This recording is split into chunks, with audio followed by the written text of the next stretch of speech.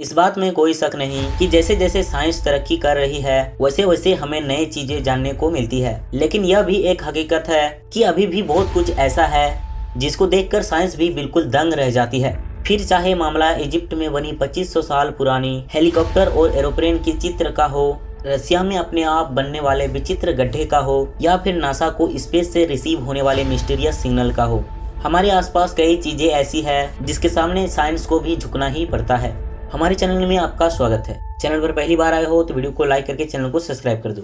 आज आप 5 ऐसी मिस्ट्री के बारे में जानेंगे जिसकी असल हकीकत आज तक किसी को मालूम ही नहीं। नंबर 1, आउटर स्पेस बेशुमार मिस्ट्री और लाजवाब क्वेश्चन से भरा हुआ है जिसको जानना और समझना साइंस के लिए भी आज तक इम्पॉसिबल टास्क है। पिछले कई सदियों से साइंस हमारी यूनिवर्स की सबसे बड़ी ताकत को समझने की कोशिश कर रही है, लेकिन अभी तक नाकाम है। और वो ताकत है ग्रेविटी, यानी कि गुरुत्वाकर्षण। अर्थ की ग्रेविटी वस्तुओं को अपनी ओर खींचती है। इसी तरह सूरज की ग्रेविटी अर्थ समेत सोलर सिस्टम के दूसरे ग्रहों को अपनी तरफ अट्रैक्ट करती है।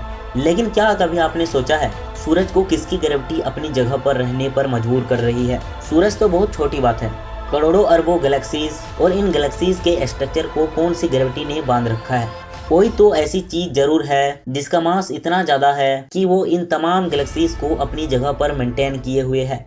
वैज्ञानिकों ने इस ना दिखने वाली ग्रेविटी को डार्क मैटर का नाम दिया है, और ये डार्क मैटर हमारी यूनिवर्स के 85% मास को कवर करता है।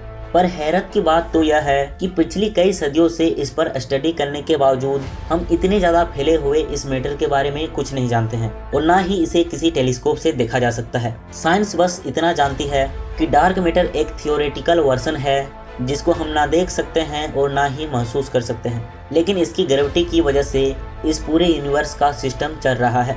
नंबर 2, दुनिया के सबसे ज्यादा पावरफुल टेलीस्कोप से हम 13.1 बिलियन लाइट ईयर की दूरी पर मौजूद गैलेक्सीज को भी देख सकते हैं। ब्लैक होल्स की फोटो खींचने में भी हम कामयाब हो चुके हैं, और साइंस की पावर का इस्तेमाल करके हम 14 करोड़ किलोमीटर दूर मार्स पर भी कई रोवर भेज चुके हैं।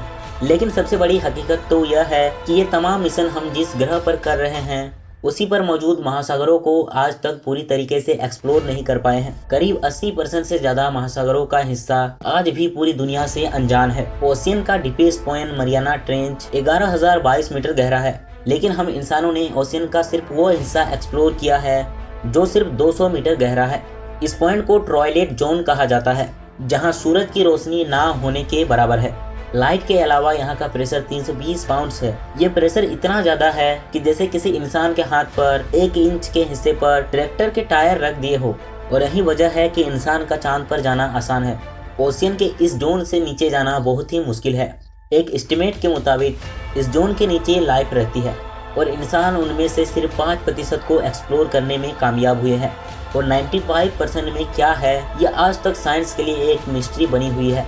नंबर 3, अटलांटिक ओशन को हवाई जहाज के जरिए अकेले पार करने वाली यह है एमिलिया इयरहार्ट। अपने बचपन से ही इनको एडवेंचर और फ्लाइंग करने का बहुत शौक था। 1920 में एमिलिया ने अटलांटिक ओशियन को अकेले पार करके पूरी दुनिया को हैरान कर दिया, क्योंकि इस दिन से पहले ये काम किसी ने नहीं किया था। इस वीडियो में इतना ही, मिलते हैं अगले वीडियो में।